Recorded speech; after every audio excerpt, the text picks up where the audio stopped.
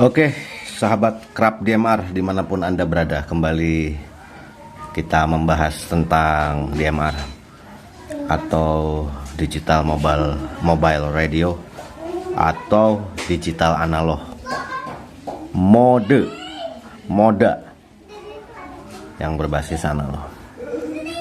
Pada video sebelumnya kita menyampaikan tentang keunggulan mode DMR atau digital analog, yaitu irit frekuensi, hemat frekuensi.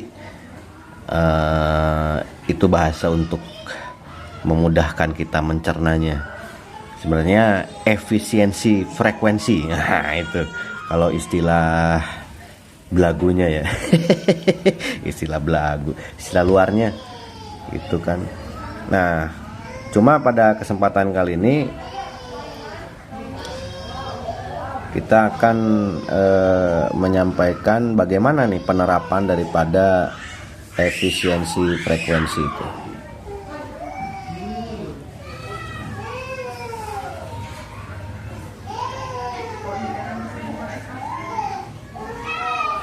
Pakai bahasa Indonesia aja, frekuensi. Nah, begitu ya, efisiensi frekuensi DMR. Penerapannya bagaimana di lapangan gitu ya. Contohnya seperti ini. Jadi kalau di analog itu satu frekuensi itu untuk satu frekuensi itu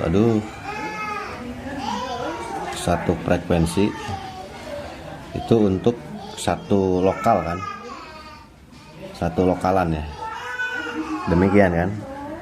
Nah, kalau di DMR berhubung frekuensinya bisa dibagi dua, itu satu frekuensi bisa dipakai oleh dua lokalan yang berbeda, lokal 1 dan lokal 2 gitu.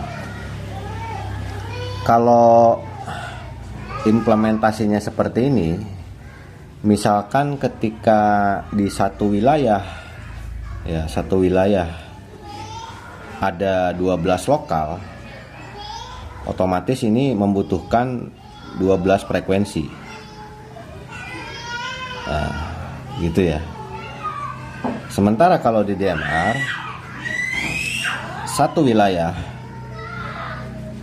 dengan 12 lokal itu cukup menggunakan 6 frekuensi saja. Nah, itu sederhananya ya. Karena frekuensi DMR ini, satu frekuensi itu dibagi dua, namanya time slot 1 dan time slot 2. Time slot 1 untuk lokal 1, misalkan ini contohnya ya. Time slot 2 untuk lokal 2. Jadi dengan begitu saja sudah menghemat frekuensi 50% ya. Begitu.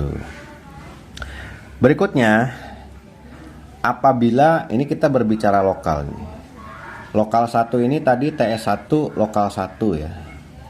Nah, ini apabila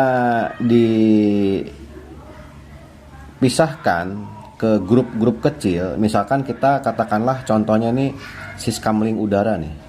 Siskamling udara. Nah, ini bisa dipergunakan grup-grup kecil ya, grup kecil nih. Pos 1 nih, pos 1 katakanlah ya. Ada pos 2, pos 3, ada pos 4, pos 5, pos 6, pos 7. Aduh, berisik ya anak-anak. Pos 8, pos 9.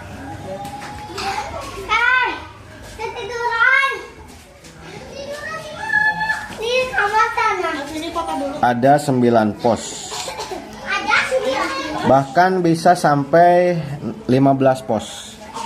Ini tergantung perangkatnya ya, bisa sampai 15 pos. Nah ini apabila diperlukan, ini kan kalau siskamling itu rata-rata berjauhan. Suatu ketika dibutuhkan untuk siskamling, daripada mereka menggunakan frekuensi ilegal, daripada mereka menggunakan, nih poin-poin pertamanya nih, daripada mereka atau penduduk menggunakan frekuensi ilegal, lebih baik menggunakan frekuensi yang legal untuk penduduk, dengan catatan ada kerjasama dengan organisasi, dengan lokalan setempat. Kemudian poin yang kedua adalah kehadiran organisasi rapi di tengah masyarakat lebih terasa. Nah ini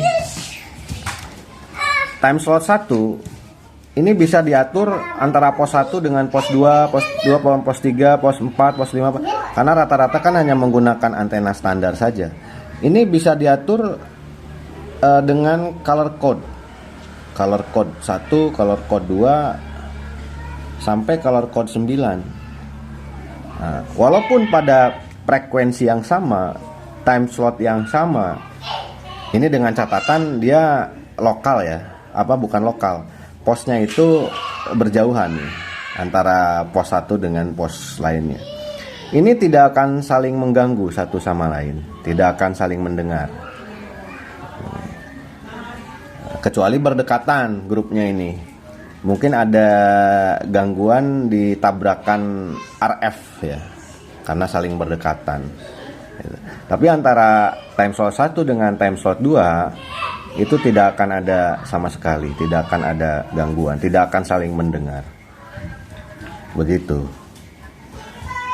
Jadi satu frekuensi bisa dipakai oleh 2 lokal tanpa saling mengganggu. Satu time slot atau satu lokal itu bisa dibagi-bagi ke dalam beberapa pos, 9 sampai 15 pos tergantung daripada kemampuan perangkatnya. Saya kira itu saja dulu, mudah-mudahan dapat dipahami, dan kalau ada yang belum paham bolehlah ditanyakan di komentar. Terima kasih. Begitu juga kalau ada yang keliru ya, atau ada yang salah, silakan komentar di bawah. Terima kasih.